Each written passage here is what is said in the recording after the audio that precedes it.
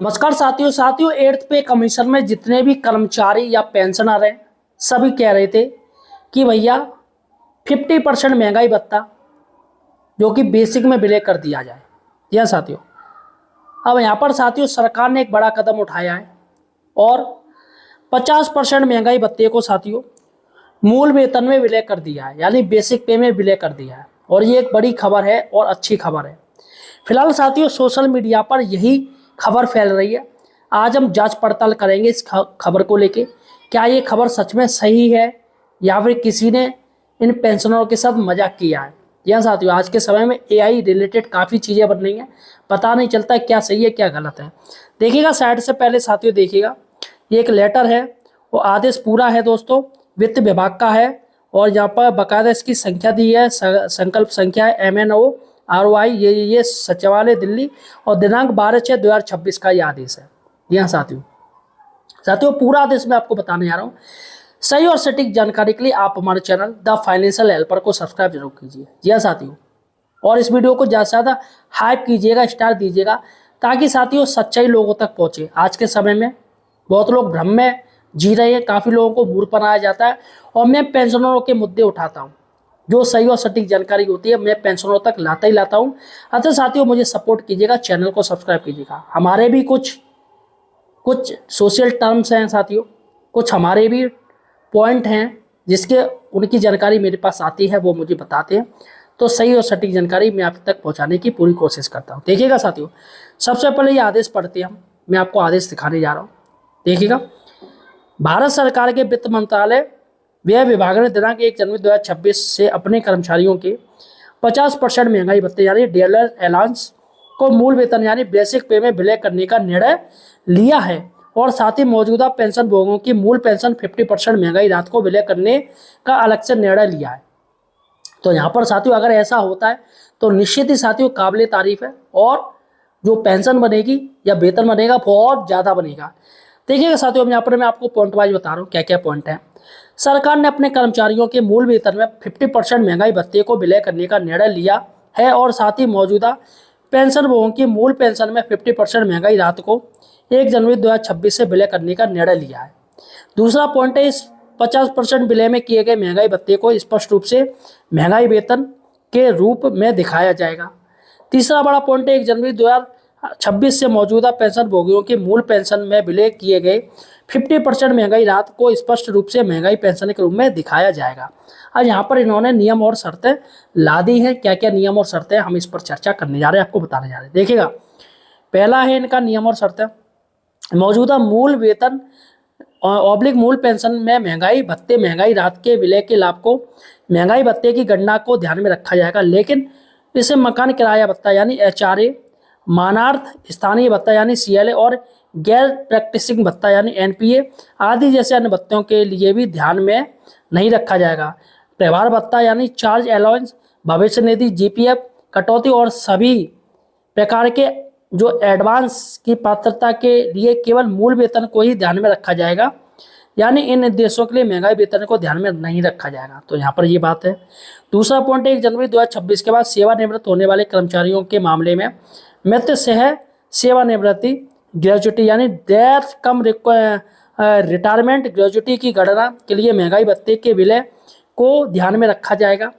और तीसरा बड़ा पॉइंट है, 1 जनवरी 2026 का सेवानिवृत्त होने वाले कर्मचारी अधिकारियों और पेंशन रूपांतरण यानी पेंशन कम्यूटेशन की बात हो रही है के लिए केवल मूल वेतन को ध्यान में रखा जाएगा, लेकिन महंगाई वेतन को ध्यान में नहीं रखा जाएगा। ठीक है, उसका साथियों ये चौथे पॉइंट मैंने आपको बता दी, नियम और शर्तें। उसके बाद पांचवा पॉइंट है, इन आदेश के तहत महंगाई भत्ते में की गई वृद्धि 1 जनवरी 2026 से नकद देय होगी, ये आपको इन कैश मिलेगा।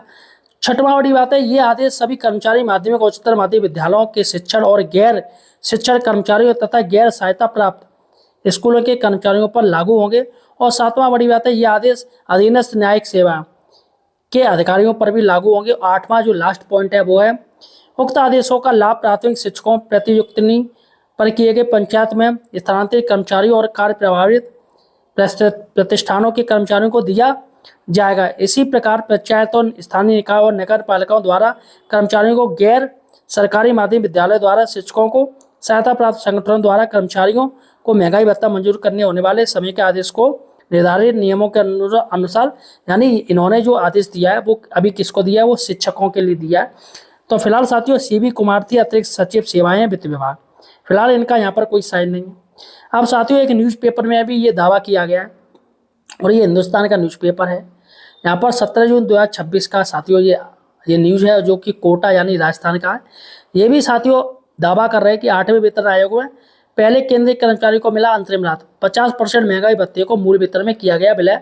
वित्त मंत्रालय भारत सरकार ने लिया निर्णय 1 जनवरी 2026 से लागू होगा। देखिएगा ये यहाँ पर भी साथियों यही बात हो रही है। इसमें सुगोपाल मिश्रा जी है जो NCJCM के अध्यक्ष, उनका भी बयान आया है साथियों। यह केंद्र सरकार का स्वागत योग्य कदम है, महंगाई लगातार बढ़ रही है, ऐसे में फैसला कर्मचारियों को बड़ी राहत देता है।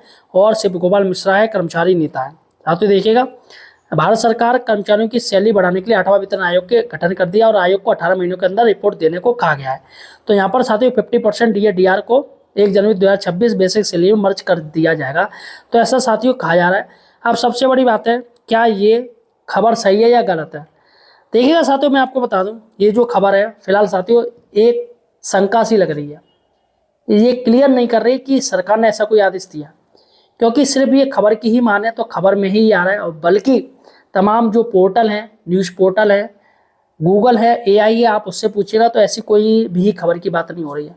और चूंकि सरकार ने इतना बड़ा कदम उठा लिया, तो साथियों निश्चित ही ये मीडिया में आती, तमाम मीडिया आती, तमाम इलेक्ट्रॉनिक्स मीडिया में आती, आज तक न्यूज़, जी न्यूज़, इनमें सभी में आती। फिलहाल साथियों ऐसी कोई भी न्यूज़ सुनाई नहीं दी है, ना ही किसी ने बात करी है, और ना ही किसी भी चैनल पे या व्हाट्सएप ग्रुप पे ऐसी फैलाई गई है। तो फिलहाल साथियों ये कई बातें हैं जिससे ये लग रहा है कि ये जो आदेश है वो फर्जी आदेश है, ये AI से बनाया हुआ आदेश है। ऐसा सरकार ने कुछ भी नहीं कहा है, वो भी मोदी सरकार जो पैसे देने के मामले कर्मचारियों को, पेंशनरों को सताती है, वो साथियों 50% ये DA में मिला देगी। बहुत बड़ी बात है। फिलहाल मुझे तो नहीं लग रहा है कि सरकार ने ऐसा कोई आदेश दिया है। फिलहाल साथियों आपको क्या लगता है, क्या सच में ये आदेश है? और अगर ऐसा आदेश है, सरकार अगर सोच रही है, तो साथियों ये काबिल तारीफ है। निश्चित ही सरकार की बढ़ाई करनी चाहिए अगर सरकार ऐसा कर रही है, और जो मांगे हैं पेंशनरों की उस पर ध्यान देना चाहिए साथियों। सबसे बड़ी मांगे जो कम्यूटेशन है साथियों, उसको कम किया जाए, अवधि उसकी 10 साल रखी जाए, है ना। और इसके साथ ही 20%, 30%, 40% एडिशनल पेंशन भी दी जाए।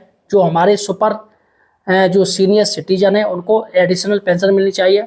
और DA को अलग से साथियों आकलन किया जाए, जो कैलकुलेशन है वो DR की अलग की जाए और DA की अलग कैलकुलेशन होनी चाहिए।